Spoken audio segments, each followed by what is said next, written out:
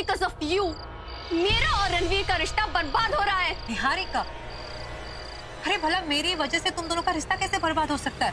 अगर तय किए हुए मुहूर्त पर तुम अपनी बेटियों की शादी होते देखना चाहती हो तो सुमन परमार अब कॉलेज नहीं जाएगी। क्यों निहारिका आपके और उसके बीच की प्रॉब्लम्स मेरे पास लेकर आती है? What? निहारिका यहाँ आई थी? हाँ, कल रात को, और सिंदूर आंटी की तरह उसने भी मुझे बहुत कुछ सुनाया। क्या कहा उसने तुम्हें? परेशानी यही है कि ना मुझे सिंदूर आंटी की बात समझ में आई और ना ही निहारिका की। उसने तो मुझ पर यह इल्जाम लगाया है कि मैं आप दोनों के बीच में आ रही हूँ, उसकी खुशियों को छीन रही हूँ, आप दोनों का रिश्ता तोड़ने वाली हूँ। अरे कभी मैंने निहारिका को लेकर आपसे कोई बात की है? तो ये सब क्या हो रहा है रणवीर? इसका मतलब निहारिका को मेरी ना को इतनी आसानी से एक्सेप्ट कर लेना सिर्फ एक नाटक था। मैं समझ गई कि आप सच नहीं बताने वाले हो, तो ना सही, लेकिन हम सिर्फ इतना चाहते हैं कि हमारी वजह से ना सिंदूर आंटी परेशान हो और ना ही निहारिका, और मित्तल सदन जाके हम मेरी संजू और ना लाडो, हम किसी को परेशान नहीं करना चाहते। सुमन, लेकिन मैं देखिए, हमें जो कहना था हम कह चुके, अब आप प्लीज यहाँ से जाइए आप यहाँ से। देखो सुमन, ट्रस्ट मी, मैं जो भी कुछ कर रहा हूँ वो बिल्कुल सही है। हमें आपकी कोई बात समझ में नहीं आ रही है, क्या कहना चाहते, क्या करना चाहते, कुछ भी नहीं। अगर हमारे ना बात करने से सब कुछ ठीक हो रहा है तो हम भी यही करेंगे, ठीक है? आप प्लीज अपनी जिंदगी, अपने रिश्तों पर ध्यान दीजिए और हमें हमारी पढ़ाई और हमारी जिम्मेदारी पर ध्यान देने दीजिए।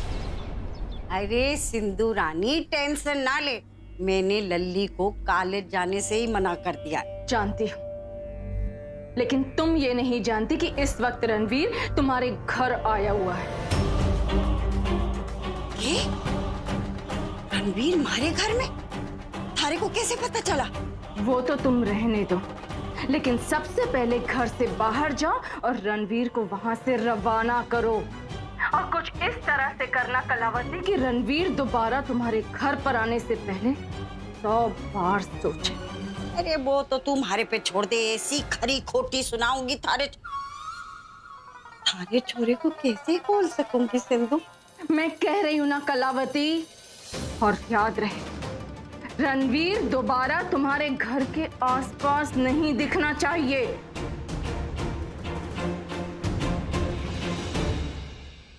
देखो सुमन, प्रॉब्लम से भागने से कुछ नहीं होगा। एक काम करते हैं, बैठते हैं और इसका सॉल्यूशन ढूंढते हैं। अच्छा, क्या प्रॉब्लम है बताइए, बताइए। ठीक, तुम सुनना चाहती हो तो सुनो।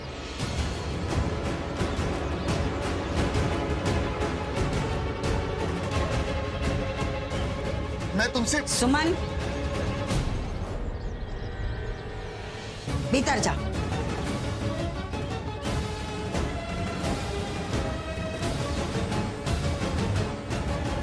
और छोरे, कलावती की गोल मोल बातें करने की आदत ना है, इसलिए सीधी बात कर रही। थारे को यहाँ आके सुमन से मिलने की कोई जरूरत ना है। क्यों आंटी? क्यों पूछ रहा है छोरे?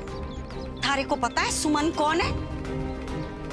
हमारे बेटे रवि की विधवा पत्नी, हमारे घर की बहू, हमारे पोते की माँ, हमारे घर की इज्जत। थारा सुमन से ऐसा मिलना देख लोग तरह तरह की बातें बनावेंगे।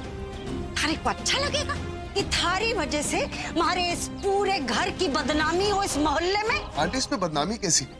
सुमन और मैं एक ही कॉलेज में पढ़ते हैं और मेरे दोनों भाइयों का रिश्ता आपके घर में होने वाला है, और रिश्तेदारी में आना जाना तो लगा ही रहता है आंटी, तो इसमें बदनामी कैसी? बात तो पते की छोरे ने। जी सिंधु का छोरा भी टेढ़ी खीर है। और देखो, इस जलेबी जैसे काम को सिंधु ने हमारे सर मर दिया। देख छोरे, रिश्तेदारी वाली बात बिल्कुल सही कही तुमने, लेकिन थारा सुमन से इस तरह मिलना सही ना है। आंटी, आज वो कॉलेज नहीं आई थी तो मैं सिर्फ उसको नोट्स देने आया था और कुछ भी नहीं। सुमन ने कहा था आके मुझे नोटिस दे। थारे कॉलेज में 2-2.5 हजार स्टूडेंट से तो ज्यादा ही पढ़ते होंगे। उनमें से तो कोई ना आवे सुमन से मिलने, तू क्यों चला आया? क्योंकि मुझे उसकी परवाह है। परवाह है? ए, तू होता कौन है उसकी परवाह करने वाला?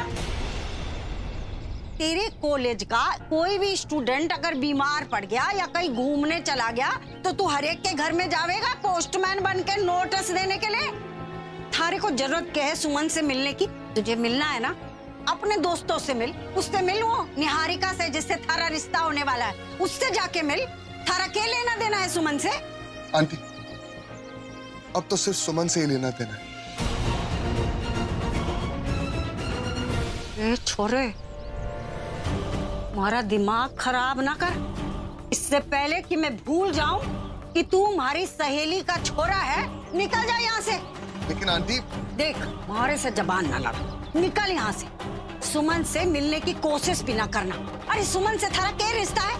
रिश्ता ही तो बनाने आया हूँ आंटी। मैं सुमन से शादी करना चाहता हूँ।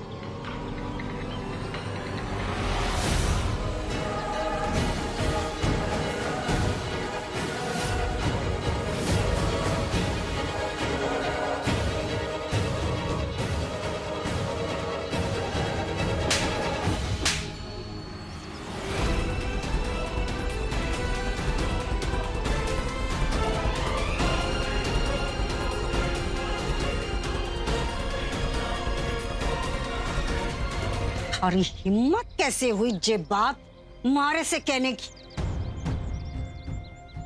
ये तू सिंधु का छोरा नहीं होता ना तो यहीं जिंदा गाड़ देती थारे को इसी जमीन में। निकल यहाँ से। आप बड़ी आंटी, आप मार सकते, लेकिन एक बार मेरी गलती बता दीजिए बस। गलती पूछ रहा है? पता है सुमन कौन है? तुम्हारे बेटे की विधवा। विधवा से ब्याह का सपना देखना पाप है। आप जानती हैं आंटी, रवि के मौत के साथ साथ आपने सुमन की खुशियों को भी मार दिया। सुमन एक विधवा है, मैं मानता हूँ, लेकिन उसमें सुमन की क्या गलती? आप सुमन की जिंदगी में खुशियां क्यों नहीं आती? बहुत हो गया। तुम्हारे घर में खड़े होके तुम्हारे को सीख दे रहा है। सुमन हमारी बहू है, उसका भला बुरा सोचना हमारा अधिकार है। तू होता कौन है जे बात करने वाला? निकल जा यहाँ से। और आज के बाद तूने हमारी ड्योढ़ी पे पैर भी रखा ना, तुम्हारे से बुरा कोई ना होगा। मैं भूल जाऊंगी कि तू सिंदूरा का छोरा है। खबरदार जो दोबारा हमारे घर की दहलीज पर आया और हमारे सुमन से और हमारे पोते से मिलने की कोशिश भी की, निकल यहाँ से। दफा हो यहाँ से। ठीक है आंटी, मैं चला जाता हूँ, लेकिन मैं आपसे हाथ जोड़ के विनती करता हूँ कि अब जो भी फैसला लेने से पहले एक बार सुमन की मर्जी जान लीजिए बस।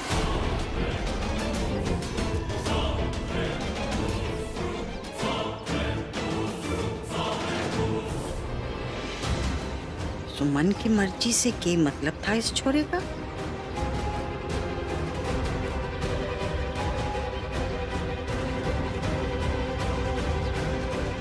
तो जे गुल खिला रही है पढ़ाई की आड़ में, तभी तो कॉलेज जाने की इतनी आग लग रही थी इसे।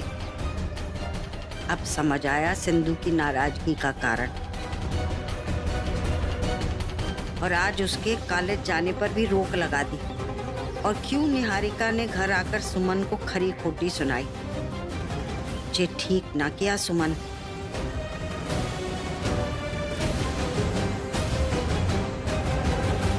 सुमन, सुमन। जी माँ साहब। ऐसा विश्वासघात कर रही है तुम्हारे साथ? माँ साहब क्या हुआ है? क्या किया मैंने? क्या किया है मैंने? अब हमारी समझ में आ रहा है कि जब मैंने कहा था कि तू कॉलेज ना जावेगी तो तू तड़प क्यों उठी थी। कॉलेज तू पढ़ने ना जा रही थी, तू कॉलेज पढ़ाई की आड़ में रंगरेलियां मना रही थी। माँ साहब आप ये क्या कह रहे हो? माँ साहब मुझे कुछ समझ में नहीं आ रहा, क्या कहना चाहती हैं? बंद कर ये भोलेपन का नाटक। भूल गई जब पहले दिन तू कॉलेज गई थी क्या कहा था मैंने? कि तू कॉलेज सिर्फ पढ़ाई करने जावेगी, किसी छोरे से बात ना करेगी। दोस्ती तो दूर की बात है। और जब मैंने तुम्हारे सर पे यो पल्लू रखा था, ये कहा था कि ये साड़ी का पल्लू नहीं, मारे घर की लाज है। झटके में तूने मारे घर की लाज को उतार के फेंक दिया। नहीं मासा, मैंने ऐसा कुछ नहीं किया है। जो आपने मुझे कहा था मैंने कॉलेज में सब वही किया है। मैंने बस बंद कर मारी आंखों में धूल झोंकना। आज मारे को थारे मुंह से सच सुनना है। सच सच बता, क्यों आया था वो छोरा यहाँ? रणवीर क्यों आया था? पता क्या कह के गया? थारे से शादी करना चाहता है।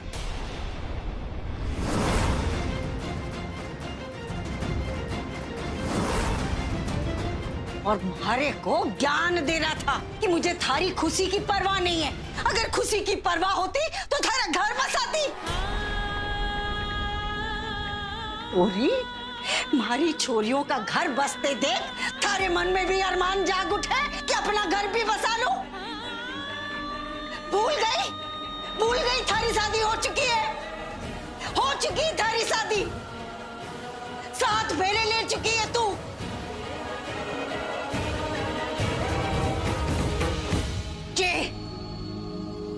इसके साथ, हमारे छोरे के साथ, रवि के साथ। भूल गई हमारे बेटे को, जिसके बेटे की माँ है तू, हमारे पोते की माँ। भूल गई तू? मासा, मेरा यकीन मानो, मैं कुछ नहीं भूली, कुछ भी नहीं। मुझे सब याद है, मेरे 7 फेरे याद है, तभी याद है। मासा, शादी के बारे में मैंने कभी नहीं सोचा है। सोचना तो दूर की बात है मासा, मैं ऐसा कभी कर ही नहीं सकती। मासा, आपने जो सिखाया था ना कॉलेज के पहले दिन कि पल्लू लेके जाना है, उसे पढ़ाई पे करना। मासा, मैंने सिर्फ पढ़ाई पे ध्यान दिया मासा, मैंने और कुछ नहीं किया। उस रणवीर मित्तल को ये ख्याल कैसे आया मैं नहीं जानती। आप आने से पहले वो बाहर में उससे वही पूछ रही थी कि ये सब क्या हो रहा है। मासा, मैं सच कह रही हूँ, मेरा यकीन कीजिए। रवि की कसम मत खा हमारे बेटे की झूठी कसम।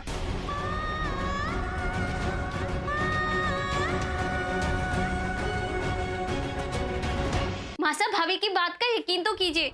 आप क्यों उन्हें उल्टा सीधा सुनाई जा रही है? मुझे पूरा यकीन है कि भाभी ने ऐसा कुछ नहीं किया होगा। तू चुप कर। बड़ी आई भाभी की पैरवी करने वाली। देख लिया, हमारी छोरियों को कितना यकीन है थारे पे। तूने हमारी छोरियों को नहीं, हमारे भी विश्वास का गला घोट दिया है। रणवीर हमारी आंखों में आंखें डाल के बोला कि कोई भी फैसला करने से पहले थारी मर्जी जान लूं। क्यों कही उसने ये बात? कोई भी कुंवारा छोरा एक बच्चे की मां से ब्याह करने की बात कैसे कह सके? जब तक कि उस बच्चे की मां ने उसे कोई सह ना दी हो। तूने जरूर उसे कोई सह दी है। नहीं मासा, मैंने तो कुछ भी नहीं किया मासा, कुछ भी नहीं किया मासा। मासा, अगर आपको मुझ पर विश्वास नहीं ना तो मैं कॉलेज जाऊंगी नहीं, पढ़ाई छोड़ दूंगी मासा। पर मैंने से कभी कुछ सोचा ही नहीं है मासा। मेरे लिए सिर्फ आप मायने रखते हो, ये दोनों मायने रखते, मेरा वीर मायने रखता और कुछ नहीं। रणवीर मित्तल तो क्या, मैं किसी भी लड़के के बारे में कभी नहीं सोच सकती मासा, कभी भी नहीं। मासा, रणवीर मित्तल मेरे लिए सिर्फ ये है कि वो मेरे क्लास में पढ़ता है और मित्तल परिवार का बेटा है जहाँ पे इन दोनों की शादी होने वाली। उससे ज्यादा कुछ भी नहीं है मासा, मेरा विश्वास रखो। मैं रवि की कसम खाती हूँ, मैं ये बच्चे की कसम खाती हूँ मासा।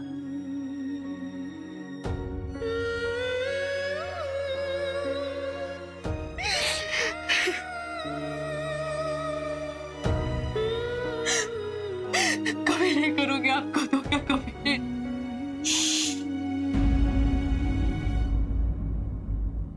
चुप हो जा। हमारी बात ध्यान से सुन।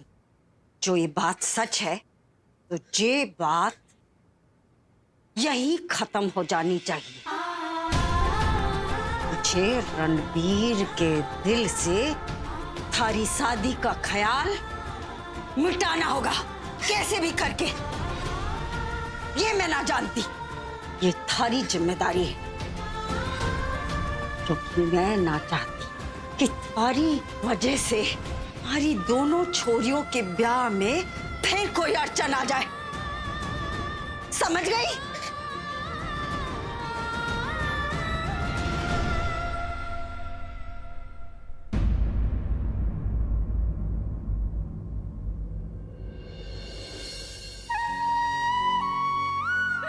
मेरी कोई गलती नहीं है, मुझे नहीं पता क्या हो रहा है, मुझे नहीं पता।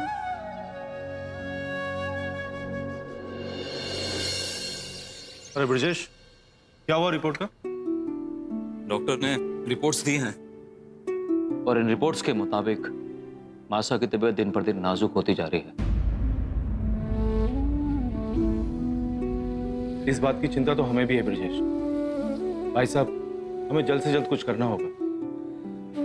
भाई साहब, जिस हिसाब से रणवीर चल रहा है, हमें नहीं लगता कि मासा की तीनों पोतों की शादी एक साथ देखने की इच्छा कभी पूरी हो भी पाएगी कि नहीं।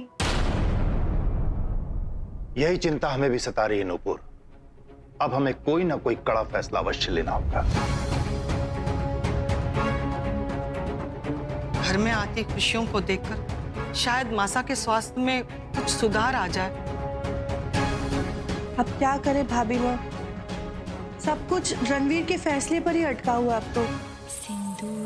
किसने कह दिया तुमसे नूपुर? रणवीर का फैसला वही है जो उसकी माँ ने तय किया है। उसकी शादी निहारिका से ही होगी। I am sorry to disappoint you mom, but मैं सुमन से ही शादी करूंगा।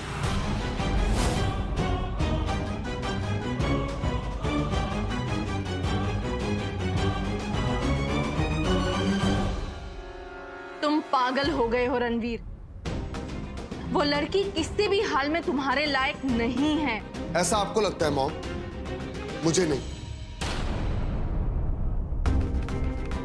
मुझे लगता है कि सुमन हर तरीके से मेरे लायक है, और अगर मैं शादी करूंगा तो सिर्फ सुमन से, वरना किसी से नहीं। रणवीर, इस तरह बड़ों से आर्गुमेंट्स नहीं करते। मुझे भी कुछ कहना है।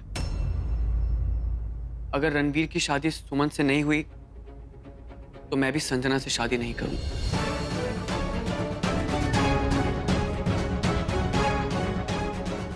साहिल, अब ये नई बकवास तुमने क्या शुरू कर दी? एक तरफ मासा के स्वास्थ्य और दूसरी तरफ रणवीर की जिद को लेकर पूरा परिवार परेशान है, और तुमने नई शर्त रख दी। अरे शर्म आनी चाहिए तुमको। सॉरी बड़े पापा, लेकिन मैंने अभी तक आप सबकी कोई बात नहीं टाली, यहाँ तक कि मेरे लिए लड़की भी आप सबने चुनी है। मैं तो बस इतना कहना चाहता हूँ कि रणवीर को सुमन से शादी करने की इजाजत दी जाए। और रही बात दादी साहब की, उनकी इच्छा तो ये थी कि हम तीनों की शादी एक ही मंडप में एक ही दिन हो। अब अगर रणवीर की शादी नहीं होगी तो दादी साहब की इच्छा तो वैसे भी पूरी नहीं होगी ना। माफ कीजिएगा भाई साहब, लेकिन साहिल ने शादी से इनकार नहीं किया है। वो तो सिर्फ इतना कहना चाह रहा है कि अगर रणवीर सुमन से शादी करना चाहता है तो साहिल सिर्फ उसका साथ दे रहा है। इसमें हर्जी क्या है भाई साहब?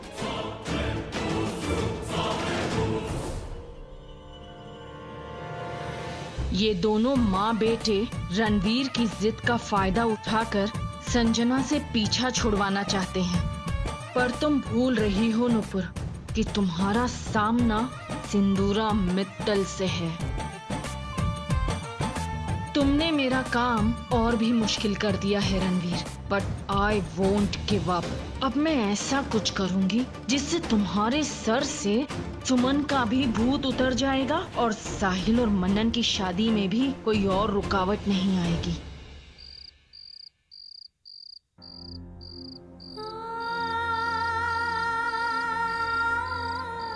कॉलेज तू पढ़ने ना जा रही थी? तू कॉलेज पढ़ाई की आड़ में रंगरेलियां मना रही थी। पता क्या कह के गया? तारे से शादी करना चाहता है।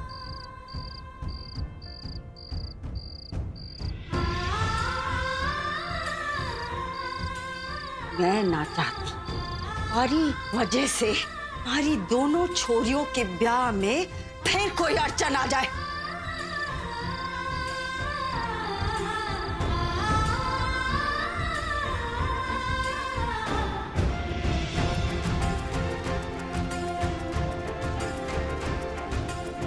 इससे पहले कि मैं भूल जाऊं कि तू हमारी सहेली का छोरा है, निकल हमारे घर से। सुमन से मिलने की कोशिश भी ना करना। अरे सुमन से थारा क्या रिश्ता है?